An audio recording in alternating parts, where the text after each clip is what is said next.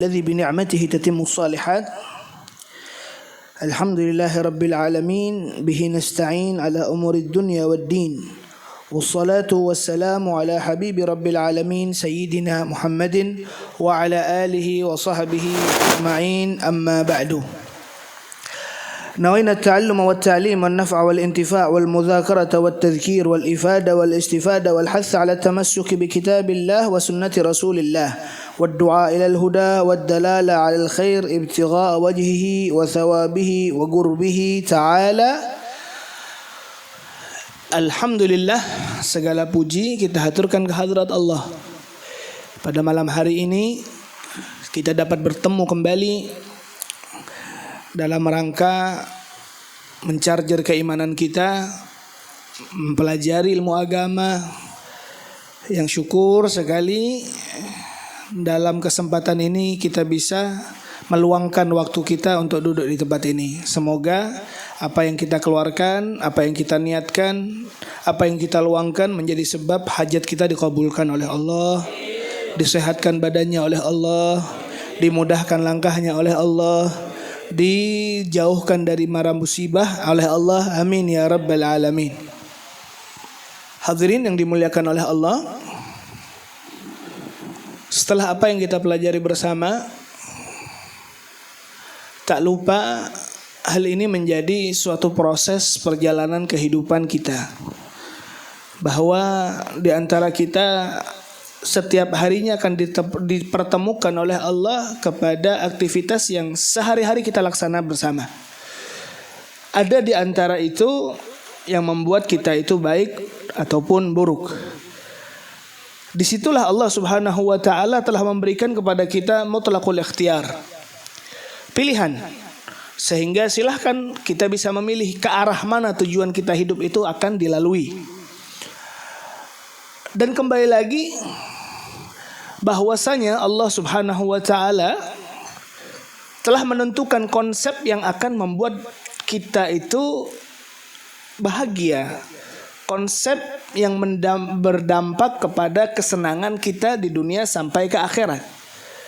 Sehingga subhanallah, proses perjalanan hidup itu yang semuanya kita tahu bersama akan ada batas akhirnya, yang dimana ketika itu telah menjemput kita, berada di depan kening kita, maka semua yang telah dia lakukan dari semasa dia hidupnya akan kembali ke makna yang paling tinggi, yaitu amalan ibadahnya lah yang bernilai besar di hadapan Allah, yang menjadi keputusan akhir dia akan mendapatkan nikmat maupun tidak. Maka kalau seperti itu, kita tahu bersama bahwa kita itu menjalankan tugas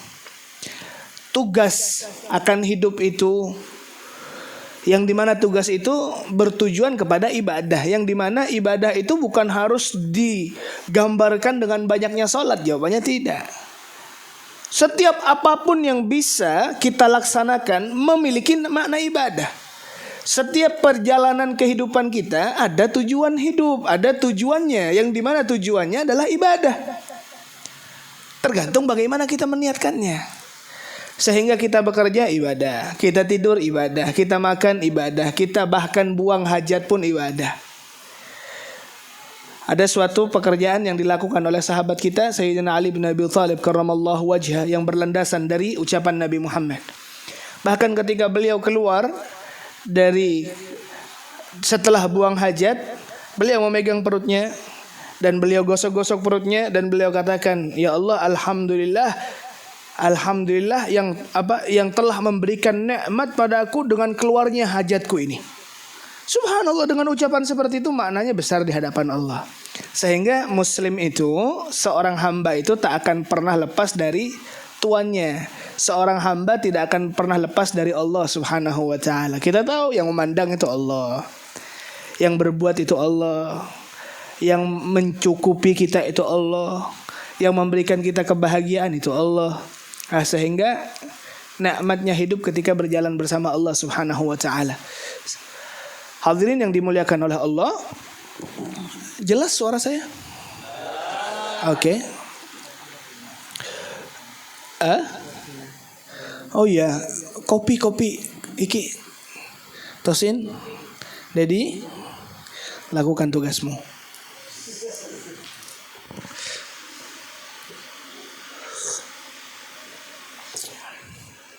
Taib. Melanjutkan dari hadis kita. Hadis yang diriwayatkan oleh Sayyidina Imam Tirmidzi dengan silsilahnya sampailah hadis tersebut ke Taib. Hadis ke-375. Ya Allah, parah sudah habis. Beliau mengatakan haddatsana Abdullah bin Abdurrahman qala haddatsana Rawh bin Aslam Abu Hatim Al-Basri qala haddatsana Hammad bin Salamah qala haddatsana Thabit Naam Sabit Al-Bunani an Anas bin Malik qala Rasulullah sallallahu alaihi wa alihi wasallam laqad ukhiftu fillah wa ma yakhafu ahadun ولقد أذيت في الله ما يؤذى أحد ولقد أتت علي 30 من بين ليلة ويوم وما لي ولي بلال طعام يأكله ذو كبد إلا شيء يواري إبط بلال. يا الله. نعم.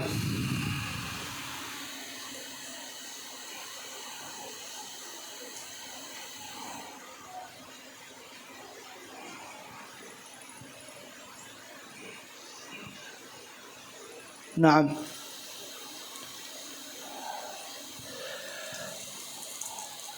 Allahu Akbar. Aisyu Rasulillah, kehidupan Nabi yang menjadi tolak ukur akan keberhasilan seseorang ketika mereka mengikuti kehidupan Nabi. Nabi sallallahu alaihi wasallam ini diriwayatkan dari Sayyidina Anas bin Malik, beliau mengatakan dengan ucapannya sendiri, laqad ukhiftu fillah ma yakhafu ahadun wa ma yakhafu ahadun. Naam. Di saat beliau itu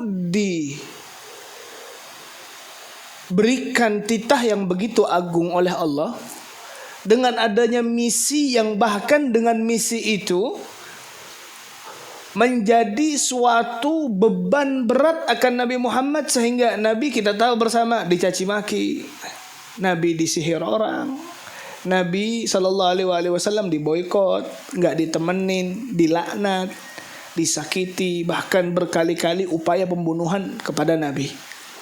Itu kenapa? Karena satu, karena beliau berjuang untuk menegakkan kalimatullah, untuk memberikan jalan hidayah kepada seseorang, sehingga Nabi akan baik. Nabi pun baik, dan jati diri Nabi dari ujung ke ujung, dari luar maupun dalam, seluruh yang meliputi Nabi Muhammad pasti baik. Tapi subhanallah, kadang kebaikan itu akan bertentangan dengan keburukan, sehingga ketika keburukan itu menjadi mayoritas, menjadi hal yang begitu besar gelombangnya, bahkan dia akan mematahkan suatu perjuangan akan kebaikan. Di situ Nabi selalu ditakut-takuti. Yang Nabi pikirkan, yang ditakutkan oleh Nabi Muhammad bukan kepada serangan orang tadi, tidak. Melainkan apa? Yang ditakutkan, takut perjuangannya itu tidak totalitas ataupun tidak perfect dan maksimal untuk Allah. Jelasnya tidak seperti itu. Bagaimana Nabi Muhammad SAW, kita tahu bersama, semuanya ditinggalkan untuk Allah, fi sabilillah.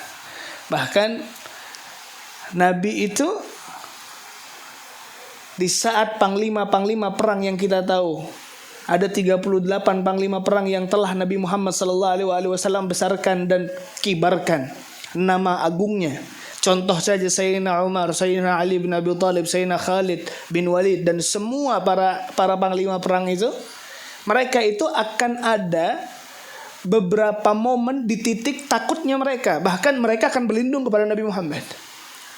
Bayangkan sosok Sayyidina Khalid bin Walid, sosok Sayyidina Umar, bahkan ucapan Sayyidina Ali bin Abi Thalib, aba idza ishtaddal qital wa hamyal watis isgal idza ishtaddal qital wa hamyal watis ihtamayna bi Rasulillah. Ketika suatu peperangan itu terjadi yang bahkan mampu untuk memukul umat Islam, sehingga kekuatan dari musuh begitu besar, dia jelasnya tidak akan ada orang yang berlari di situ. Tapi kekhawatiran dari sahabat pasti muncul. Nah, ketika itu terjadi, mereka semua itu berbondong-bondong untuk meminta pertolongan dan meminta perlindungan kepada Nabi Muhammad. Nah, kalau ditanya orang yang paling jagoan, orang yang panglima, orang yang paling pawai dalam peperangan, ya dibandingkan seluruh dunia hanya Rasulullah. Buktinya apa? Panglima pun akan tunduk karena apa? Rasulullah gurunya. Rasulullah sallallahu alaihi wasallam digambarkan di Sayyidina Imam Al-Qadhi Iyad An-Najdah. Nah, Najdah ini tingkat kepercayaan diri di saat dihadapkan dengan kematian. Ada berani, ada najdah, ada. Kalau keberanian itu bisa mengontrol emosinya dan ketakutannya, itu berani. Tapi kalau najdah, kepercayaan diri yang begitu tinggi, walaupun dihadamkan ataupun dibenturkan dengan kematian di depannya, dia tidak gelintir sedikit pun. Ini banyak orang yang memiliki, dan ini orang-orang yang memiliki ini berarti apa? Salah satu dari akhlak Nabi Muhammad SAW yang diikutinya. Alhamdulillah, coba lihat saudara-saudara kita di Palestina sana, luar biasa kepercayaan diri. Tidak akan timbul kepercayaan diri itu melainkan dia selalu berikatan kepada Tuhan semesta alam, Allah Subhanahu wa taala. Sehingga ketika fa'alallahi falyatawakkalul mutawakkilun. Kalau sudah tawakal, ngapain takut? La khaufun alaihim wa lahum yahzanun. Ats-tsiqah, dia memiliki kepercayaan diri yang begitu besar. Maka dari itu, apa yang bisa kita pelajari di ini? Satu hal. Kalau ente mau percaya diri bahwa ente ini gak bakal bingung untuk cari apa yang ente makan, gak bingung untuk ngurus apa yang belum terjadi. Satu hal, letakkan itu sama Allah. Wa ufawwidhu amri ila Allah, innallaha basirum bil ibad. Ya Allah, aku serahkan urusanku kepadamu. Innallaha basirum bil ibad. Sesungguhnya aku itu ketika meletakkan perkara ini kepadamu ya Allah, karena aku tahu Engkau Maha melihat. Karena aku tahu Engkau Maha mengetahui. Karena aku tahu Engkau adalah Zat yang merahmatiku dan mencukupkanku. Sehingga tujuan aku sekarang sedang berjalan saja, melakukan tugas yang saya sebutkan barusan. Tugas ibadah. Ente disuruh kerja untuk memberikan infak, udah kerja, bismillah, tawakal. Nah, ketika itu barulah memiliki rasa percaya diri yang begitu tinggi. Bukan takabur, salah. Naam. Allahumma salli ala sayyidi Rasulillah. Walaqad udhitu. Hadha min al-qal. Naam, qala Rasulullah. Laqad udhitu fillahi wa ma yu'za ahadun wa laqad atat alayya 30 min baini lailatin wa yawmin ma li wa li Bilal ta'amun ya'kuluhu dhu kabidin illa syai'un yuwari ibtu Bilal. Allahu akbar. Sampai diriwayatkan kisah Nabi ini bahwa beliau di saat itu 13 tahun. Nabi itu memulai fase dakwahnya dengan tekanan, dengan siksaan, dengan air mata, dengan keringat, bahkan dengan darah. Untuk i'la kalimatillah, untuk mengangkat nama agung Allah Subhanahu wa taala. Coba lihat, walaqad udhitu, aku telah disiksa. Naam. Walaqad atat alayya 30 min baini lailatin wa yawmin. 1 bulan penuh. 1 bulan penuh. Saya katakan kembali, 1 bulan penuh. 30 min baini lailatin wa yawm. Jadi 30 hari, 30 malam. Mali, tidak ada yang aku pegang. Tidak ada yang menjadi pesangon untukku. Wali Bilal, dan juga bagi Bilal ta'amun, sedikit pun makanan. Sebulan, Pak. Kita gak makan pagi aja sudah gerutu. 2 hari suuzon sama Allah. Gak megang duit, padahal duitnya ada, cuman masih mikirkan, ya Allah, duit saya kurang, maunya lebih lagi Allah. Bingung yang besoknya. Akhirnya apa? Sudah mulai rasa ketakutan yang tak berlandasan itu mulai selalu menakuti hidup kita. Gak enak kayak gitu. Nabi 30 hari kok, 30 hari, dan Bilal juga. Bahkan Bilal bukan hanya cukup sampai situ. Bilal itu orang yang subhanallah sukses dia. Setelah perjuangan begitu besar yang dia lakukan, dia diikat tangan dan kakinya, diletakkan di tengah teriknya sinar matahari, diletakkan di badannya batu yang begitu besar hanya untuk mengkoyahkan keimanannya. Disiksa oleh orang kafir Quraisy. Tapi apa kata beliau? Ahadun ahad. Cakap, ya Allah, engkau ya Allah, ya Allah, dipanggil aja. Subhanallah. Apa kata beliau? Ta'amun ya'kuluhu dzu kabidin illa syai'un yuwari ibtu Bilal. Beliau mengatakan bahwasanya subhanallah, makanan yang ada selama 30 hari itu hanya sedikit makanan yang bisa diletakkan di ketek seseorang. Yang dimaksud di ketek seseorang maksud dari saking sedikitnya. Tapi tanya, coba lihat, kalau antum dikit-dikit ngomong, ya Allah, saya sudah doa, kenapa engkau tak berubah nasib saya? Ya Allah, saya sudah berjuang, kenapa engkau tak merubah nasibku? Dan katanya, ala inna nasrallahi qarib. Sesungguhnya pertolongan Allah dekat. Betul sekali. Cuman subhanallah, ikutilah sistem yang telah Allah perbuat untukmu. Bukan kamu yang harus merubahnya sendiri. Karena ketika ketentuan itu datangnya dari Allah, demi Allah itu pasti akan indah. Ketika kita yang pengennya cepat, wa khuliqal insanu ajula. Kita kan maunya cepat, maunya instan aja. Nggak ada. Butuh proses. Nabi itu dengan keberhasilannya, puncak dari keberhasilan Nabi setelah perjuangan begitu panjang, 13 tahun disiksa. Nabi, kira-kira ada nggak doa pian yang lebih tajam daripada Nabi Muhammad? Nggak ada. Ini membuktikan bahwasannya ayo kita berjuang. Dan di setiap kepedihan yang kita rasakan itu, ya Allah, nikmat luar biasa ketika kita itu rela dan ridho karena Allah. Ana lapar, ridho ya Allah. Ana kenyang, alhamdulillah, ana ridho ya Allah. Ana dapat uang banyak, ana ridho ya Allah. Sedangkan ketika engkau berikan musibah kepada kami ya Allah, aku pun ridho. Apakah ridho itu harus dengan kita harus diperlihatkan makanan, diperlihatkan cukupnya? Ketika kita dapat musibah sedikit kita tiba-tiba gak ridho? Bukan seperti itu caranya. Apa kata Allah dalam Al-Quran? La in ibtalahu rabbuhu fa akramahu wa na'amahu wa yaqulu rabbi akraman. Terus wa amma idza mabtalahu faqadara alaihi rizqahu fa yaqulu rabbi ahanan. Ketika kita diberikan keuntungan, kenyamanan, baru ngomong, ini adalah, ya Allah, engkau baik sekali sama aku.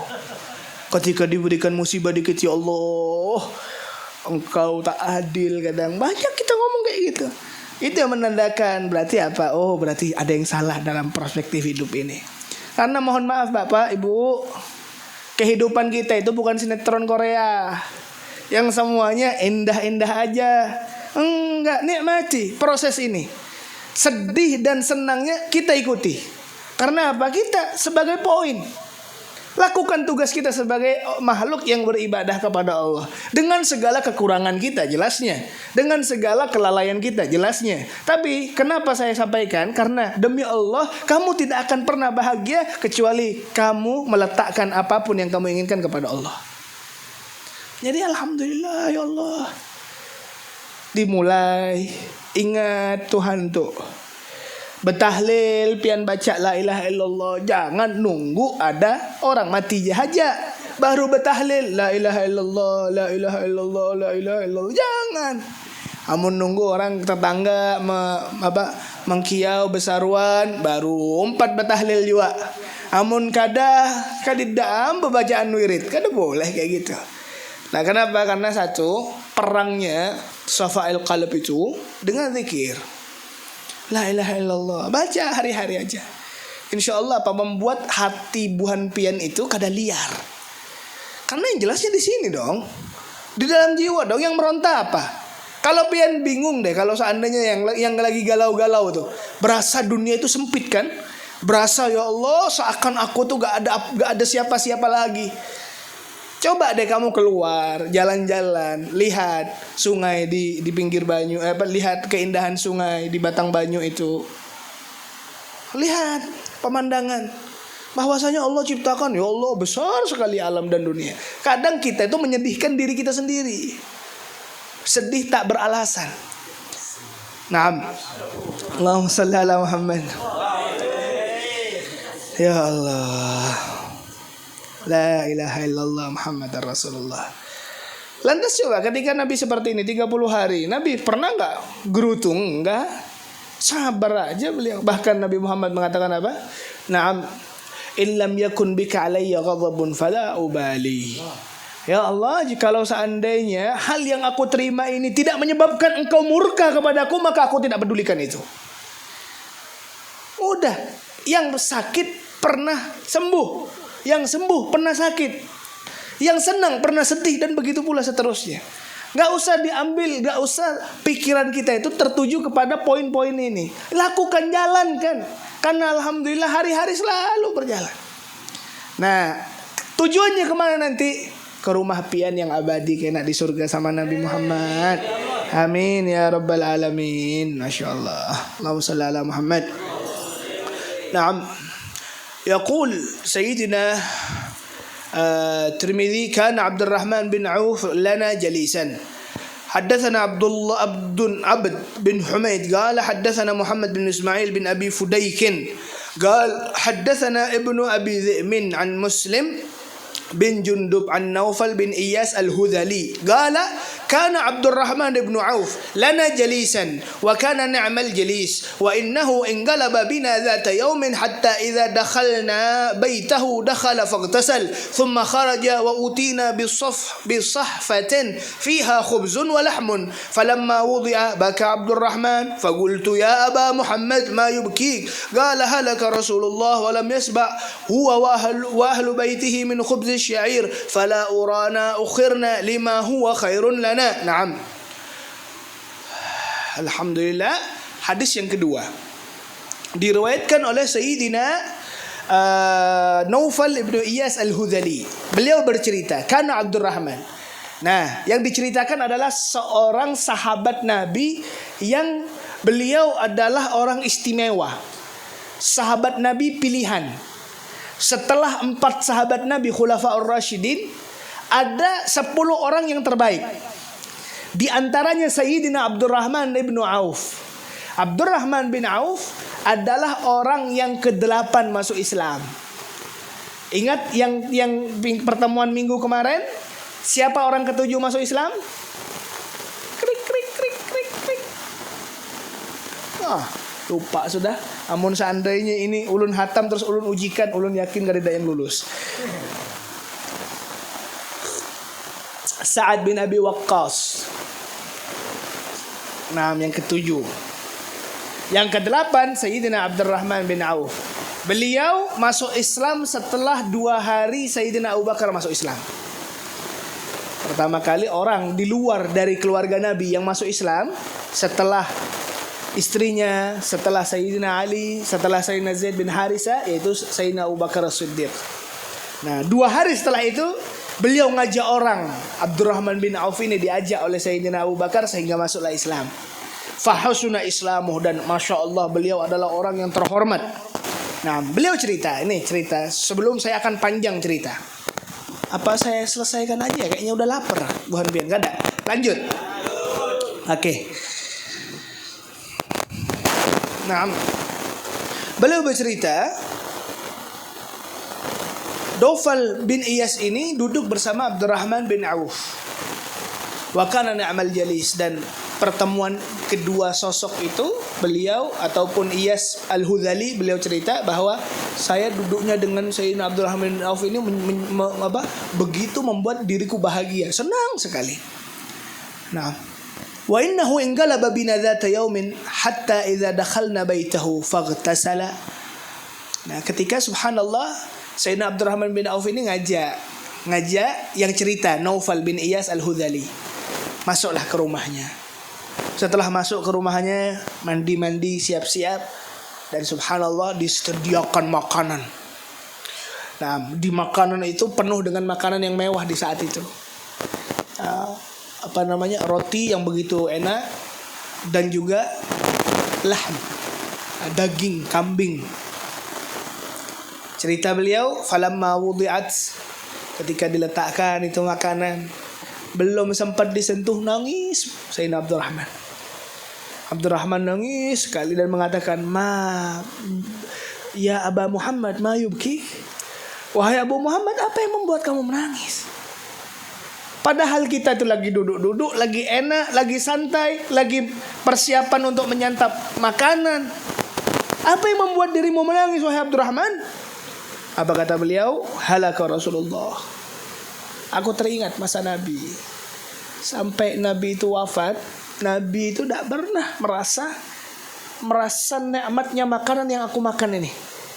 Bahkan Nabi Muhammad itu tidak pernah kenyang walaupun dengan menggunakan menu makanan roti yang paling buruk. Roti yang paling buruk aja Nabi Muhammad belum pernah kenyang. Maksudnya belum pernah kenyang bukan terlalu banyak makan, tidak. Dari saking jarangnya ada makanan di rumah beliau. Nah, fala urana ukhirna lima huwa khairun lana. Beliau bercerita dan menangis sekali, dan apa yang dikatakan beliau, yang ditakutkan oleh beliau, ya Allah, Nabi Muhammad sallallahu alaihi wasallam tidak pernah punya rasa nikmat untuk makan semewah ini sampai beliau wafat. Tahu nggak orang yang ngomong ini siapa? Abdurrahman bin Auf ini siapa? Saya ngomong yang pertama 10 sahabat Nabi yang dijamin surganya sebelum dia mati sudah dijamin. Terus yang kedua, yang bahkan antum itu akan terkejut. Sayyidina Abdurrahman bin Auf gak kaya, tapi kayanya kebangetan. Gak ada orang yang lebih kaya dari Abdurrahman bin Auf, gak ada. Paling nomor satunya orang muslim paling kaya Sayyidina Abdurrahman bin Auf. Antum tahu kekayaannya berapa? Nih, antum tahu orang yang paling kaya sekarang di dunia siapa? Elon Musk, yang punya Tesla. Siapa lagi yang punya Facebook tuh? Siapa namanya? Iya. Coba antum searching, silahkan buka kekayaan Elon Musk. Itu sekitar 3.000 triliun. Berapa? 3.000 triliun. Sayyidina Abdurrahman bin Auf kalau dikeruskan sekarang duit beliau 72.000 triliun rupiah. Silakan antum buka. Beliau yang bercerita akan kesuksesannya bersama Nabi Muhammad sallallahu alaihi wasallam. Sayyidina Abdurrahman bin Auf, apakah beliau tak mampu untuk mengangkat derajat Nabi sehingga memfasilitasi kehidupan Nabi? Hasya wa kalla. Jangankan Sayyidina Abdurrahman bin Auf, kalau Nabi Muhammad mau dunia dan isinya, bahkan seluruh alam ini punyanya Rasulullah. Tapi Nabi Muhammad sallallahu alaihi wasallam tidak meletakkan suatu kebahagiaan itu pada kekayaan. Sehingga antum tahu orang kaya di zaman sahabat biasa aja. Biasa aja. Konglomerat kayak milioner kayak Sayyidina Abdurrahman bin Auf biasa aja. Bahkan beliau kesehariannya bagaimana caranya menjadikan harta ini sebagai tugas yang dia laksanakan untuk mendapatkan tujuan utama, yaitu surga. Allah Subhanahu wa taala membukakan kepada kita bersama. Ini kembali kepada apa yang saya sampaikan barusan. Bapak Ibu yang dimuliakan oleh Allah, Bapak Ibu kan hidup sekarang. Allah Subhanahu wa taala telah memberikan kepada kita jalan akan ibadah sehingga membuat kita itu surga. Apakah semua dari ibadah yang kita laksanakan itu harus dengan infak saja? Jawabannya tidak. Apakah ada di antara hanya berupa surga yang kita dambakan itu dengan satu jalan? Enggak, banyak jalannya. Sehingga sahabat-sahabat Nabi telah memilih jalannya masing-masing. Sayyidina Bilal bin Rabah yang 30 hari gak makan bersama Rasulullah kecuali makanan sedikit itu, apakah beliau iri dan dengki dengan kekayaan Sayyidina Abdurrahman bin Auf? Jawabannya enggak. Dia punya jalannya sendiri. Apa jalannya? Cukup dia azan, hadir di masjid Nabi, menjadi muazin. Ngapain dia harus repot-repot begawi ke sana sini untuk mendapatkan kekayaan. Pada intinya tujuannya sama. Yang kaya tujuannya surga, yang punya ilmu tujuannya surga, yang punya kemampuan dan tenaga tujuannya surga. Maka subhanallah, yang ada pada kita bersama di setiap perbedaan kegiatan dan kehidupan kita, ada orang di antara kita yang kaya ataupun tidak. Ingat, kekayaan itu bukan menjadi topik utama engkau hidup di dunia. Enggak, sama sekali.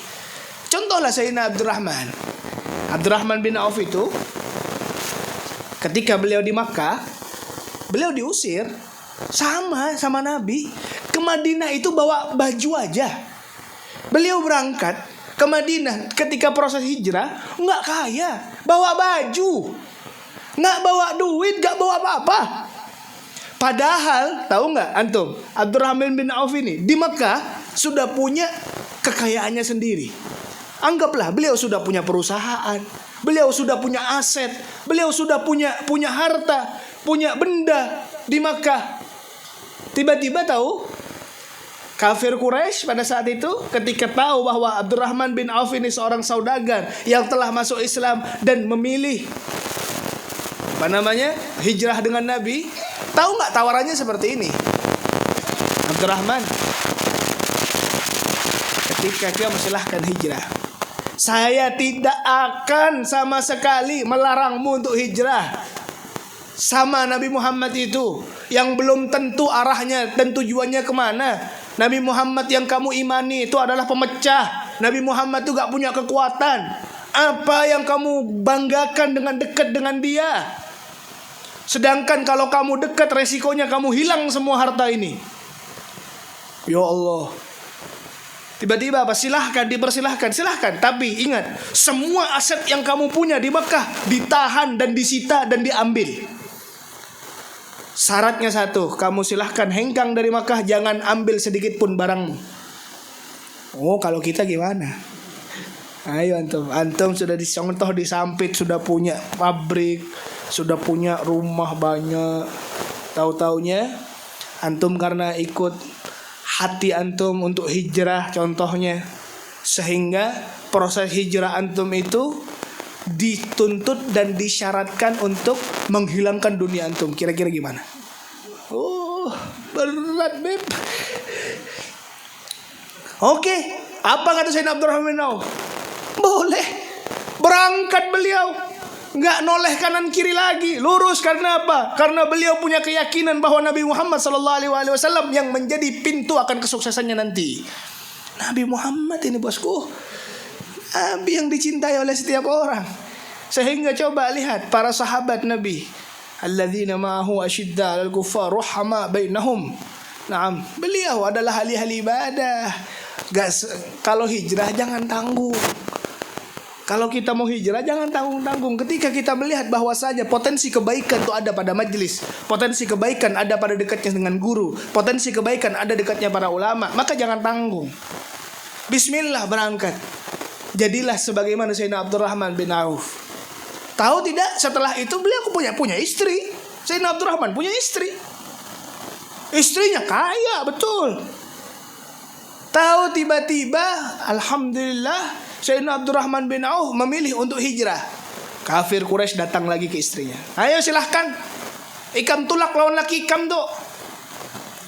Tapi syaratnya, kalau kamu tulak, berarti kamu akan hidup miskin dengan suamimu, karena semua hartanya ditekan dan disita oleh kami.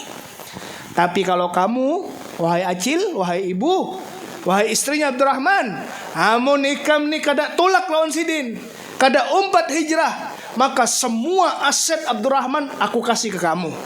Dan kamu kalau mau cari laki-laki yang terbaik di Makkah ini, aku akan nikahkan, dan semua biaya pernikahan kami yang nanggung, dan kami jadikan kamu adalah wanita yang paling mulia di sisi kami. Ayo ente. Kalau kira-kira ibu-ibu gimana bu? Jadi janda kaya tiba-tiba bisa kawin dengan siapapun yang dia sukai. Akhirnya apa? Apa yang terjadi? Istrinya Abdurrahman memilih untuk menetap.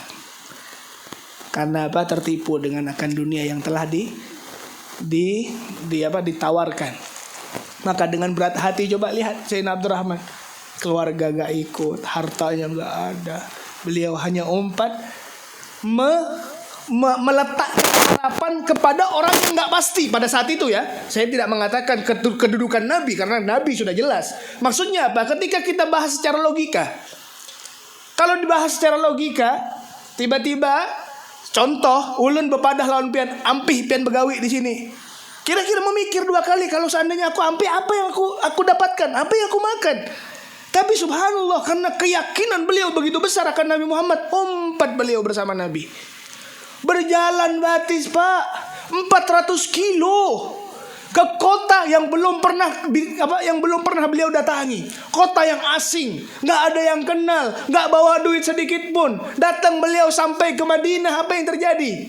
Subhanallah, langsung Nabi Muhammad SAW telah menyiapkan kepada Sayyidina Abdurrahman bin Auf akan persaudaraan yang begitu kuat dengan sosok yang bernama Ibnu Rabi, Sa'ad kalau nggak salah, Sa'ad atau sebentar saya lupa namanya. Naam, Sa'ad betul. Sa'ad Ibnu Rabi Al-Ansari. Ini persaudaraan bukan kayak persaudaraan yang kayak ucapan kita aja, enggak.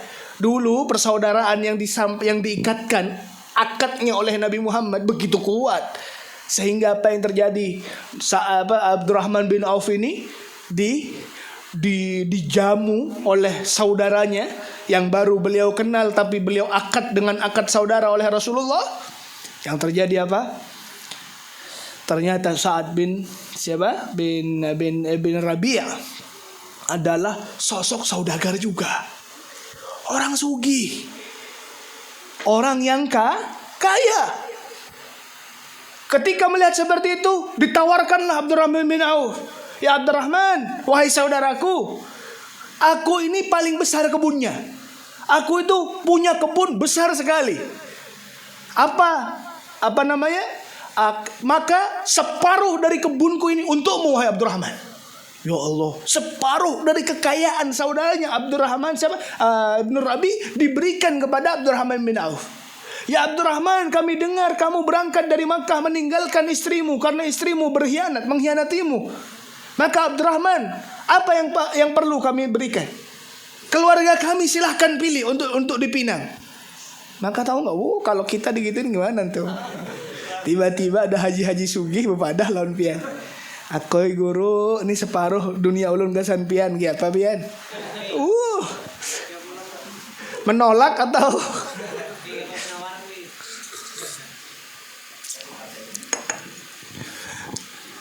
Tapi tahu nggak, Abdurrahman bin Auf menolak. Nah ini loh mental pejuang, mental orang yang sukses tuh harus kayak gitu. Dia harus keluar dari zona nyaman. Maksudnya seperti apa Habib? Beliau tolak.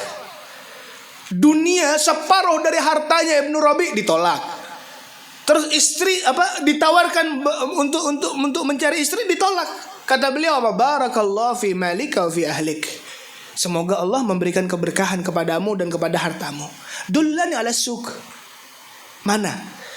Beritahu aku di mana ada pasar. Duduk langsung beliau di pasar, dipelajari apa yang bisa didagangkan, apa yang bisa menjadi usaha beliau di Madinah. Sehingga beliau memulai usahanya dengan apa? Dengan berjualan makanan orang Badui. Apa itu Habib? Susu yang dikeringkan seperti keju. Itu jarang dimakan pada saat itu. Cuman itu melihat peluang yang baik, beliau masuklah ke sini, ke bisnis ini, sehingga dalam 3 bulan beliau menjadi orang terkaya nomor 3 di Madinah. Hanya 3 bulan saja. Sehingga apa yang terjadi? Beliau mengumpulkan mahar dan menikah. Maka Nabi Muhammad SAW bertanya bahwa beliau dengan pernikahannya langsung didoakan oleh Nabi Muhammad, semoga Allah memberkahi hartamu. Dan subhanallah, di suatu saat, ini kisahnya Sayyidina Abdurrahman bin Auf. Beliau itu pernah mendatangkan di saat Nabi wafat 600 rombongan yang menggunakan unta-unta besar. Yang dimana di 600 itu anggaplah truk kalau sekarang. Didatangkan ke Madinah truk yang penuh dengan emas dan berlian serta macam-macam perhiasan di sana. 600 truk. Takajud bubuhan orang Madinah melihatnya. Tidak pernah ada perhiasan sebanyak itu. Apa yang terjadi? Maka subhanallah, Sayyidina Aisyah mengomentari, ulun pernah dengar Sayyidina Abdurrahman bin Auf itu di antara 10 sahabat yang pasti dijamin masuk surga, yang paling lawas tuh Sayyidina Abdurrahman bin Auf. Kenapa? Karena Sidin merangkak kebanyakan dunia ajarnya. Maka terkajut Sidin mendengarkan, dan 600 emas itu, 600 rombongan itu, truk itu semuanya dibagikan fisabilillah. Antum tahu di saat proses perjuangan beliau, di puncaknya beliau pernah 4 kali dalam seumur hidupnya. Saya dapatkan ini riwayat dari Sayyidina Al-Fadilatul Dr. Yusri Jabir. 4 kali semasa hidupnya beliau itu meninfakkan semua hartanya. Semua. Bukan 1, 2, bukan 10%, bukan 20%, bukan 50%, enggak, semua. Semuanya diberikan semua kepada Islam dan perjuangan Nabi Muhammad. Maka Sayyidina Umar bin Khattab beliau mengatakan apa? Ya Rasulullah, Abdurrahman bin Auf ini zalim ya Rasulullah. Ya Rasulullah, dipanderilah Sayyidina Abdurrahman bin Auf. Terus bapak ada kayak gini. Ditakun. Kenapa zalim? Ditakun ya Rasulullah, karena dia tidak menyediakan sedikit pun untuk keluarganya. Maka bertakunlah Sayyidina Abdurrahman. Ya Abdurrahman, apakah engkau tidak memberikan kepada keluargamu akan hartamu? Jawabannya, ya Rasulullah, saya berikan kepada mereka. Dan dengan suatu hal yang begitu mereka sayangi, dengan harta yang begitu mereka cintai. Jawaban dari Sayyidina Abdurrahman, apa itu? Apa kata-kata Sayyidina Abdurrahman ke Rasulullah? Terus kata Rasulullah apa itu? Janji yang telah Allah berikan akan surga yang begitu indah yang mereka tunggu. Anak kan ngomong, bukan kayanya yang jadi suatu hal yang pantas untuk dibanggakan, melainkan legowonya dan besarnya hati beliau di dalam perjuangan agama. Sehingga alhamdulillah beliau mengambil jalan yang diucapkan oleh Allah, wasari'u ila maghfiratin min rabbikum wa jannatin arduha as-samawati wal ard uiddat lil muttaqin alladzina yunfiquna amwalahum fis sarra'i wad dharra. Beliau jalan infak. Betul. Ada Sayyidina Ali bin Abi Thalib jalan ilmu. Ada Sayyidina Khalid bin Walid jalan perang, dan seterusnya. Maka apa yang saya sampaikan di tempat ini, bahwa di antara pelajaran yang bisa diambil dari perjuangan Sayyidina Abdurrahman bin Auf untuk menjadi kaya, karena kan kita itu semua. Oh, mudahan buhan biar menjadi paling sugih insyaallah. Sesampitan. Amin. Sekalimantan. Janganlah, masa kalau lawan bubuhan kafir. Mudahan ya Allah buhan pian lebih kaya dari Elon Musk. Amin. Tawakkal ala Allah. Cari peluang yang baik. Jangan guring terus. Itu. Yang sekarang yang kada mau dirubah nasibnya ulun atau pian atau Tuhan yang kada ingin merubah nasib pian. Pian seorang. Innallaha la yughayyiru ma biqaumin hatta yughayyiru ma bi anfusihim. Sesungguhnya Allah kada akan merubah nasib satu kaum kecuali inya seorang yang hendak berubah. Amun hendak menjadi orang sukses, jangan koler. Carilah kesempatan untuk bisa berhasil. Ketika jatuh, berjuanglah untuk maju kembali. Jatuh lagi, berjuanglah untuk maju kembali. Dan kita tak tahu jalan mana yang telah Allah siapkan untuk kita dijadikan orang yang berhasil. Tapi jelasnya apa? Ikuti tuntunan Nabi Muhammad. Jangan dekat-dekat dengan sifatnya korupsi. Jangan dekat-dekat sifatnya zalim sama orang. Jangan pakai uang haram dan seterusnya. Ketika ini sudah diterapkan apa yang sudah menjadi konsep Nabi Muhammad sallallahu alaihi wasallam, insyaallah bukan akan menjadi sukses. Buktinya apa? Kalau sekarang di era yang luar biasa, semua di antara kita bisa kaya. Terbuka kok. Terbuka potensi yang besar. Di zaman dulu bayangkan, Nabi Sayyidina Abdurrahman bin Auf di pucuk gurun Sahara sana. Kan gitu. Bersaing dengan siapa?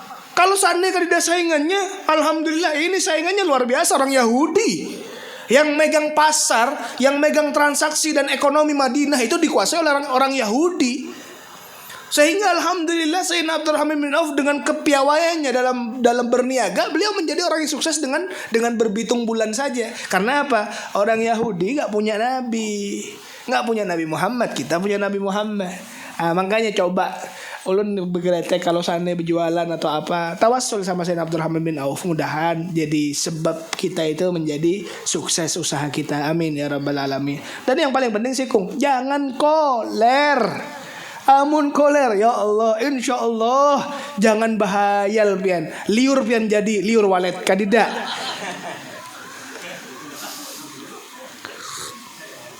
Wallahu taala alam bisawab. Mungkin ada pertanyaan, silahkan. Yang ingin bertakun, ahlan wa sahlan.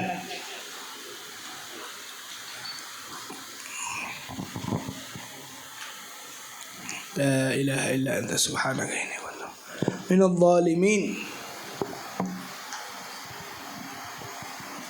Ya ilahi wa malaikah anta ta'lam. Ada? Ada, Bib. Nggih. Bismillah. Assalamualaikum warahmatullahi wabarakatuh. Betul. Kebanyakan kita mencintai dunia lebih lah.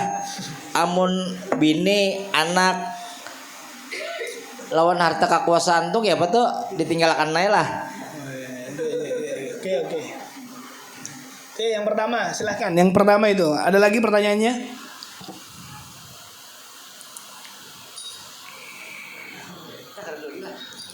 Ayo. Oke.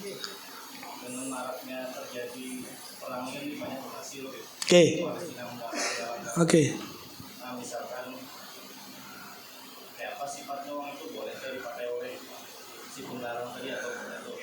Oke, baik. Kebanyakan dari kita cinta dunia bebay. Kayak apa beb, anak bini lawan dunia kita ditinggalkan kah atau kada? Wabtaghi fima ataka Allah ad-darul akhirah. Naam. Wala tansa nasibaka minad dunya. Adanya akhirat itu menjadi ukuran terbesar kita. Yang dimana akhirat ini bisa didapatkan karena modal dunia. Bagaimana antum dapatkan? Antum bisa beramal di mana? Anak takun. Kalau kada di dunia. Antum bisa bersedekah di mana? Hamun kada di dunia. Bagaimana cara buhan pian bersedekah? Harus pian tuh cari dunia. Amun kada di dunia, kiapa pian hendak bersedekah? Hendak tulak umroh. Wah, manasik yang begitu agung.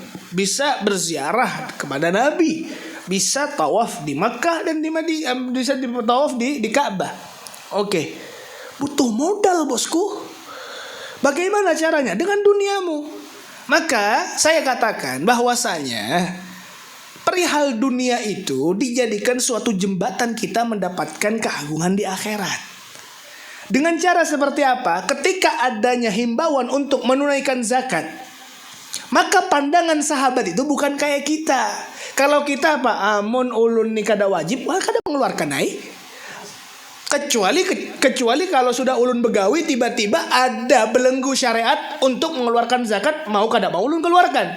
Itu yang terjadi di antara kita. Sehingga banyak di antara kawan-kawan kita itu, bahkan para haji-haji yang datang ke guru-guru, ke kiai-kiai dan ke ulama-ulama untuk mencari hilah, solusi untuk kada bayar zakat.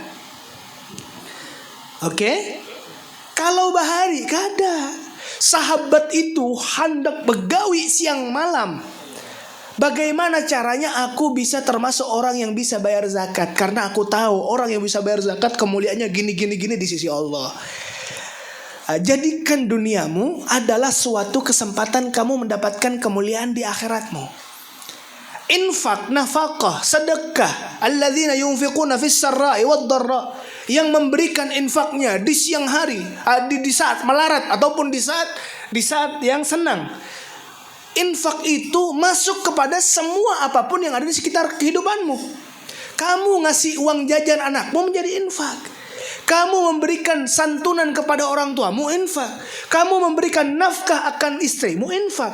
Sehingga ketika itu kamu keluarkan atas asas ta'zimnya, pengabdian kamu kepada Allah, semua di antara sekeliling kita itu menjadi jembatan kita untuk ibadah, jembatan kita untuk menuju akhirat kita, jembatan kita untuk mendapatkan kemuliaan di akhirat kita. Maka banyak di antara, mohon maaf, kami itu pernah di suatu musola di Kalimantan Tengah juga, cuman nggak saya sebutkan daerah mananya. Lagi duduk, tiba-tiba ini orang yang di masjid ini, di musola ini ngomong kayak gini, jangan sekolahkan anak. Oke, jangan jangan santun istri. Pokoknya fokus dia keluar. Dia hidup dalam peribadatannya di musola dan di musola. Bepadah kayak gini. Bahwasanya Allah dalam Al-Quran bepadah bahwa anak itu, istri itu fitnah katanya. Wow, bukan seperti itu. Kewajiban itu adalah suatu ibadah yang besar sekali, magamnya di sisi Allah. Kamu santuni. Bahkan Nabi Muhammad mengatakan, satu suapan yang kamu berikan kepada istrimu sedekah.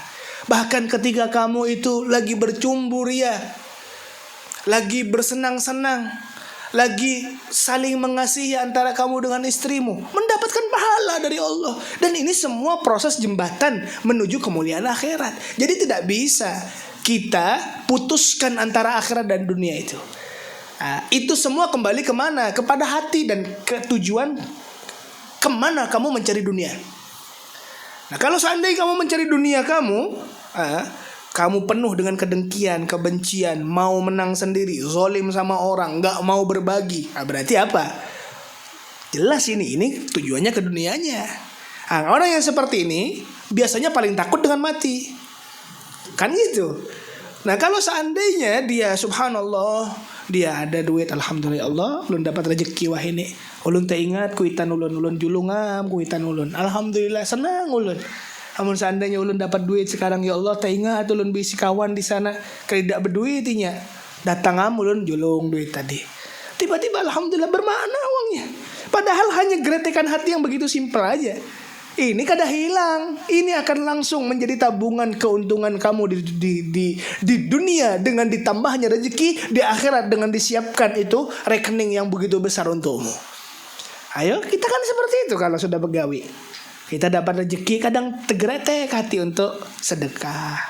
Teringat majelis, ya Allah ada majelis, ya Allah ada sumbangan di sana gasan Palestina. Alhamdulillah, ulun julungam duit ulun nih. Ini apa? Dunia, Bang. Namun seandainya sudah kada mau lawan dunia sama sekali, kita doakan biar cepet.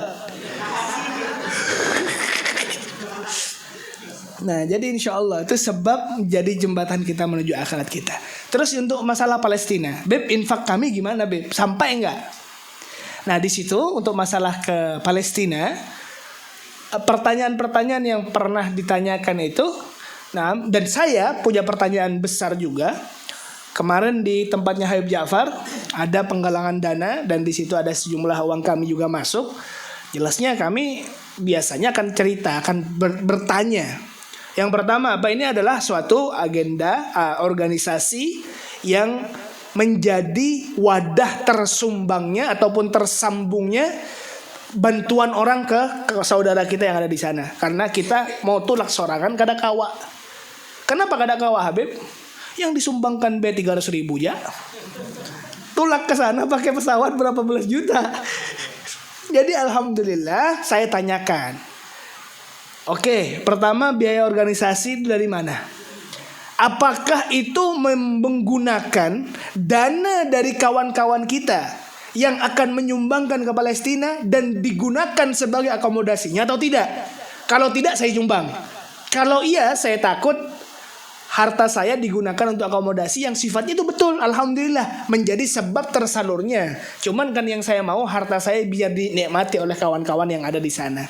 Jadi kalau menurut saya pribadi, cari organisasi ataupun lembaga ataupun payung yang bisa mengantarkan hartamu tanpa harus dikurangi sedikit pun dalam biaya operasional ataupun yang lainnya, sehingga hartamu itu utuh sampai ke kawan-kawan yang ada di sana.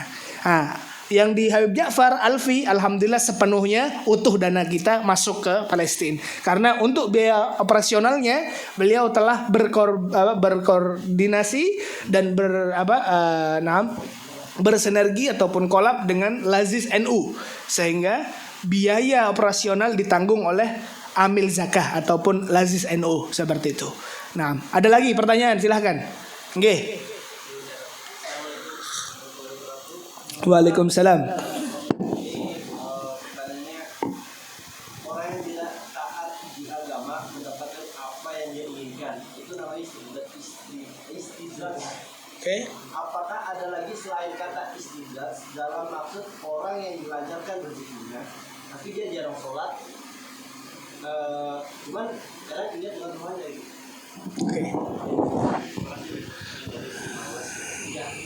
Oke. Habib, ada Beb orang Beb sugih Beb, tapi kada sholat Beb. Ulun gin yang sholat kada sugih-sugih Beb ay.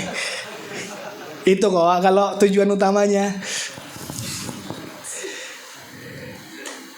Allahumma shalli ala Muhammad.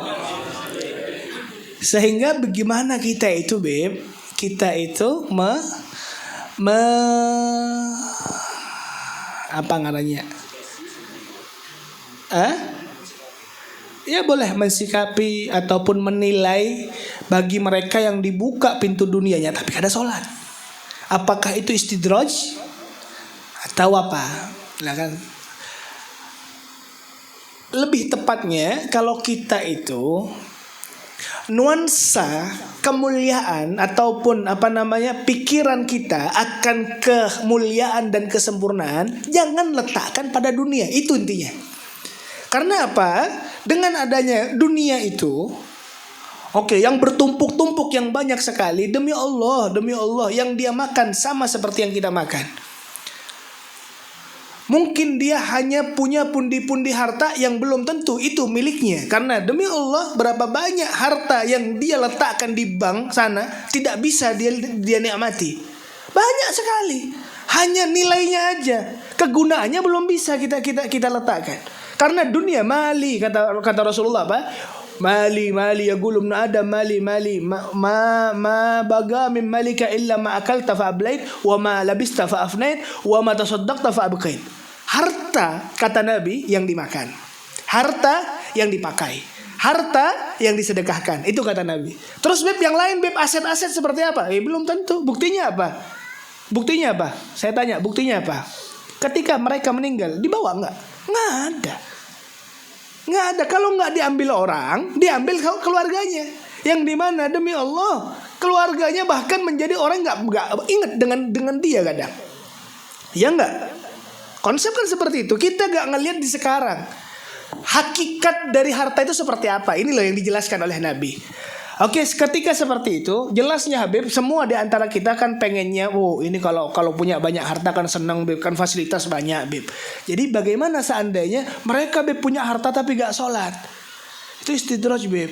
Sedangkan kami Beb kadang yang setiap hari minta sama Allah, tapi kami belum dikasih. Oke, di sini ada dua nikmat yang berbeda. Nikmat kamu bersyukur loh sama Allah, bisa jadi yang sekarang. Nikmat loh kamu bisa sujud sama Allah. Nikmat loh kamu bisa zikir sama Allah. Kemana kamu saat itu? Ketika pintu dunia itu mulai membutakan dan menjadi suatu sarana akan kelalaianmu, Allah itu tak ingin kamu menyebutkan namanya di lisanmu. Ya enggak? Di saat kamu mulai terketuk sedikit karena Allah rindu kepadamu, baru sedikit nikmat yang kamu puja-puja itu ditarik sedikit sama Allah, baru kamu ingat sama Allah.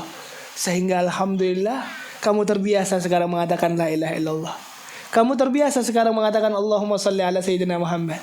Kamu terbiasa sekarang meletakkan keningmu dalam sujudmu. Itu nikmat yang tidak ada nikmat selebihi dari nikmat itu.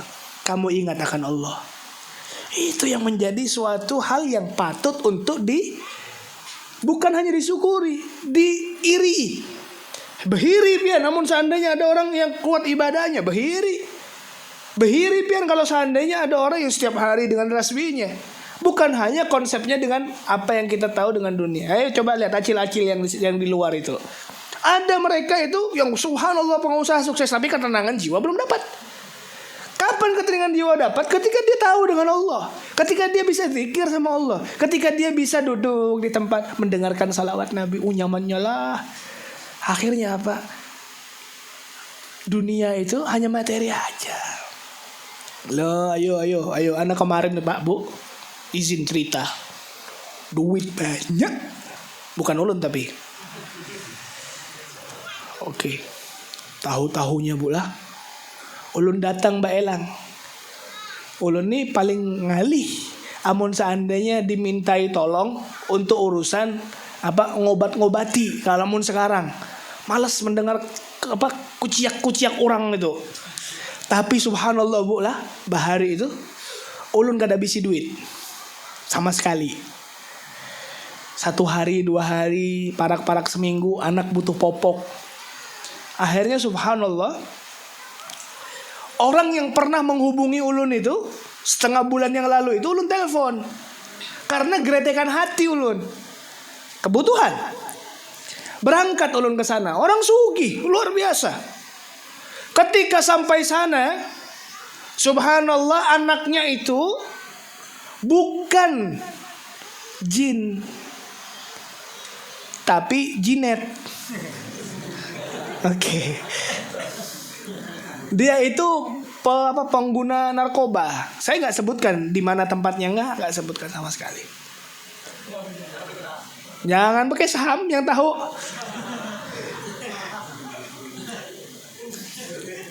Tahu kada? Di sana itu Bu, ya yang sudah tahu pura-pura kada tahu. Di sana itu Bu Pak, tuntung sampai sana, ini anak udah punya anak ya umur 20 tahun mungkin. Bepadah kayak gini, Bu mana uangku Bu? Ini luar biasa, sugih. Akhirnya apa? Ditukarakan MX, sepeda motor MX-nya dijual. Ditukarakan HP-nya dijual. Sampai motor-motor keluarganya digadaikan untuk hanya beli narkoba doang. Tahu-taunya, amun ikam kada menjulung aku duit, aku bunuh ikam. Sampai ngomong di hadapan ulun nih. Amun kada ikam memberi aku duit, aku lempar mobil Habib jernya. Ayo pian. Akhirnya dilemparlah mobil ulun dengan menggunakan pot pada saat itu. Ulun bersabar ya. Amun sana dia nur dihantam bang lawan sidin kinanya. Engge kisah diwake. Sekalinya apa ya Allah bergeretek hati. Ulun datang ke sini hendak mencari, ya subhanallah, mungkin ada rasa terima kasih ulun dapat duit lah untuk kebutuhan ulun. Sedangkan ulun kira orang yang punya duit nyaman, sekalinya kada jual. Kadang ada aja orang itu, ini setiap di antara kita itu punya dapurnya masing-masing. Siapa yang kada masalah angkat tangan. Kadidam yang kada masalah ketika pian guring ya. Ayo yang pander, bininya bemamayan. Ayo angkat tangannya. Berapa orang di sini bemamayan bininya? Banyak juga, termasuk bini ulun bemamayan juga. Jadi subhanallah santai aja. Kadang orang kalau kada dicoba oleh Allah di dunianya, dicoba di yang lainnya. Ada orang yang kadang ngelihat, aduh ya Allah, sugih seandainya, tapi kadang masalahnya di tempat lain, kesehatannya kadang. Ada orang yang dunianya melarat tapi sehat awaknya. Luar biasa.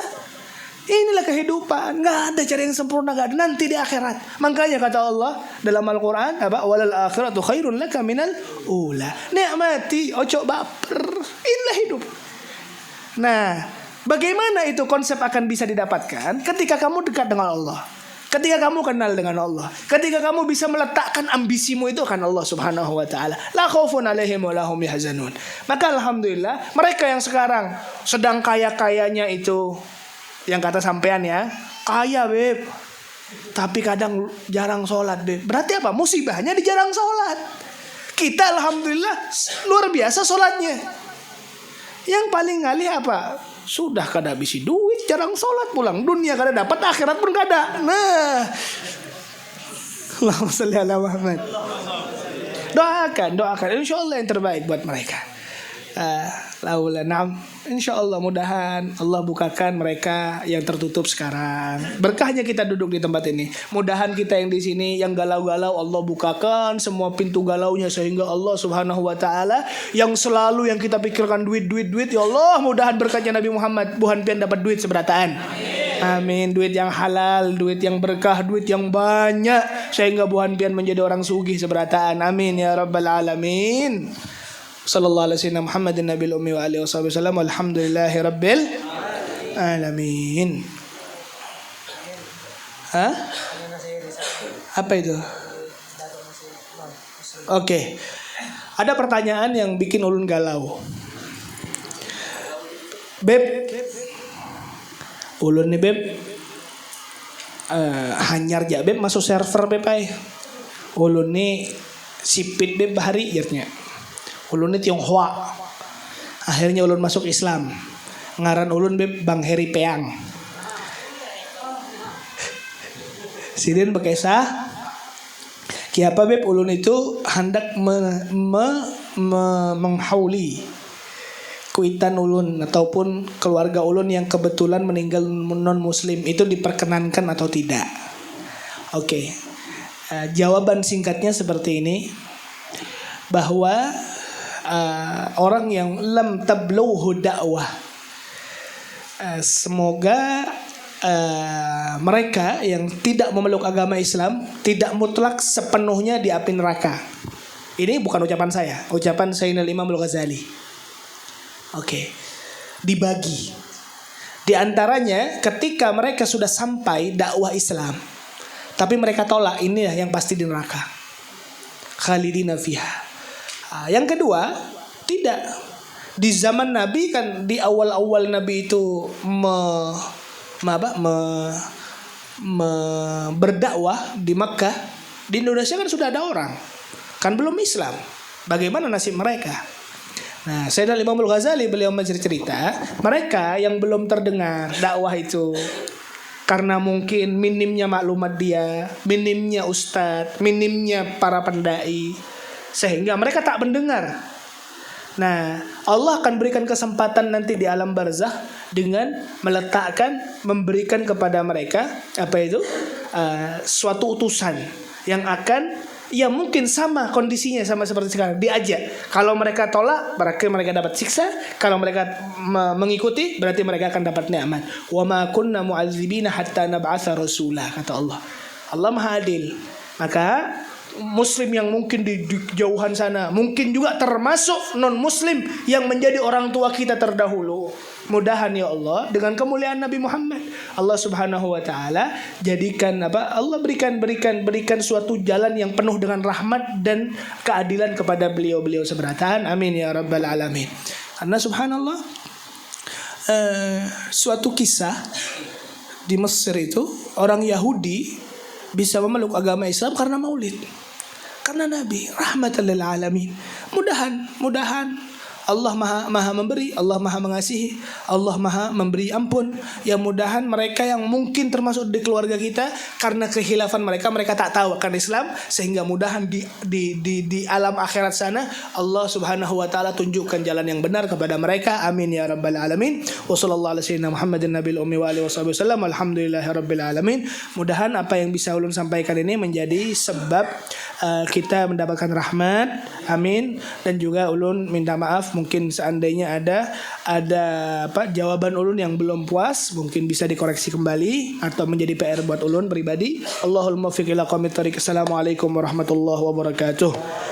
Allahumma shalli wasallim ala sayyidina Muhammadin sahibil busra salatan tubashiruna biha wa alana wa auladana wa وجميع مشايخنا ومعلمينا وطلبتنا وطالبتنا من يومنا هذا إلى يوم الآخرة. اللهم صل وسلم على سيدنا محمد صاحب البشرى صلاة تبشرنا بها وأهلنا وأولادنا وجميع مشايخنا